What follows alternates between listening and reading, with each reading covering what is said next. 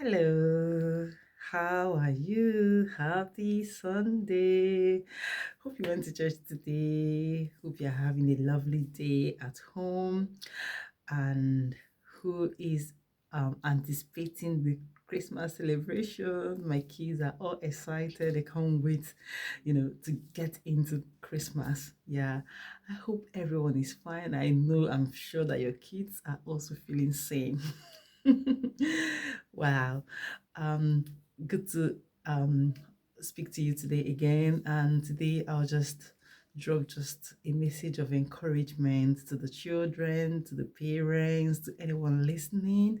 And today's Bible verse we'll be talking about Jeremiah 29, verse 11. The Bible verse, it says, I know the thoughts I have towards you. It is thoughts of peace and not of evil, to bring you to that expected end. I know that this is that time of the year where people are trying to recap what they have done in the year. They're trying to reflect on their objectives and their achievements, their goals. Were they able to get to their goals? And some persons had prayed and had made wrong decisions and different things, and they're wondering, could it be that God did not hear, or could it be that, like a lot of confusion and conflicting situation even in the midst of your prayers, your fasting, your good deeds. But today I bring you the word of God, and it says, I know the thoughts I think towards you. They are thoughts of peace, thought of good, and not of evil, to bring you to that expected end. So you can see that God has the best of plan for you. In the midst of your chaos, I bring you good news. God can see you. So let me just give you like a scenario of the story I told my children. So one of the days we were discussing on the book of Exodus and how Pharaoh and his chariots were coming to catch up with the Israelites, and they were there before the Red Sea, and they were, anxious. They were in a fix because they didn't know what to make out of the situation. They thought that they would all die at that spot because obviously they could see Pharaoh and his soldiers coming against them. And it happened that the Lord who was leading them before now went and stayed between them and the Egyptian, thereby preventing the Egyptian from catching up from them. Okay. And we all know the story, how God came through for them and they were able to overcome that particular situation. And you can imagine the Egyptians saying to themselves, they were actually murmuring. They were saying, you would have left us. They were saying that to Moses. You would have left us to suffer in Egypt. You would have left us to be slaves in Egypt. Okay. And these were the same people who could have beat their chest to say, God led us out of Egypt. God instructed us to go. Okay, and this is where they are on the journey which they think, or which they are sure that God sent them out to do. And look at the kind of adversaries and the kind of battles they were facing. Okay, this is the common thing you see among believers. It is common for us to begin to wonder, was God really there?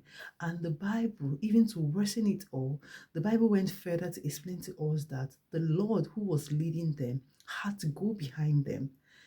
And the reason why the Lord did that was that the Lord didn't want the Egyptians to catch up with the Israelites. But have you ever thought of how the Israelite would be feeling at that point in time? That the same God who had sent us out, where is he now? We were seeing a cloud before us, but where is the cloud? Where has he gone to? All of a sudden, the cloud disappeared. And could it be that God has deserted us at this point in time? Okay, so I tried explaining this particular situation to my children, and I used just a simple thing that happened at home. So during the summer holiday, I and my husband, we planned to surprise the children. We just wanted to like take them out, wanted to like, go away for a few days in a different place, like a holiday. But we didn't want to let them know that we're going for the holiday. And the day of the holiday, I just said to them, so today we'll be going somewhere. And they were asking, where are we going to? And we're not like, we're not gonna tell you, just follow us. And they all entered the car and we went, and they had a very beautiful holiday period. They were so happy. And I said to them, so the time I and your daddy were asking you guys to enter the car for this holiday, did you know where you were going? They were like, no.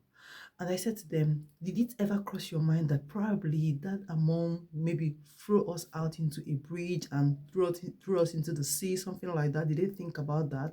They said no, that they know that we wouldn't do that. I said, okay, so you didn't even think that we're going to sell you people like Joseph's brother sold him, to sold him out. We're not thinking of that. They said no, that didn't even cross their mind at all. And I said to them, so all of these did not cross your mind because you think you know your parents so well, even when they're not giving you answers, even when it looks as though your parents were silent over the questions or the things you're trying to find out, you still trusted their love, right? And in obedience, because you trust them and you know that they would always give you that superior decision, you know that they always give you a better plan, they always have a better plan, you still obeyed and entered the car, even when you don't know your destination, you don't even know where about we are going to. You had no clue at all, but you obeyed and followed us because you trusted in our love. So this is how it is with us and God.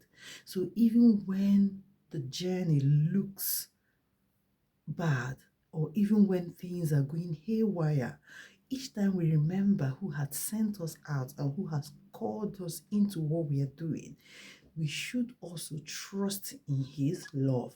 So in a situation where it seems as though God is not present, or it seems as though God is silent, learn to trust in the love of God. And he would always and always, always and always do what? Give you the best of plans, the best of, and papers. So now you can now relate this to what book of Jeremiah 29 verse 11 is saying. I know the thoughts I think towards you. They are the thoughts of good, the thought of peace, and not of evil, to get you to that expected end. I don't know what your expected end is. Trust me, God has a better plan. I hope this encourages you, even as the year winds down. Trust in the love of God. He loves us even more than our parents can or any of our friends can. May the Lord help us. May the Lord lift our spirits. May the Lord lift our souls and help us in the areas where we are struggling, just like he helped Peter when he was sinking, that in it all glory will be returned to him. Thank you guys for listening today. Again, I love you so much, and I pray that the light of the Lord and his countenance will forever shine on the faces of our children and families and fill you with love and hope that comes with this message. Thank you guys. Bye. See you next week, Sunday, on Unfailingly. Bye.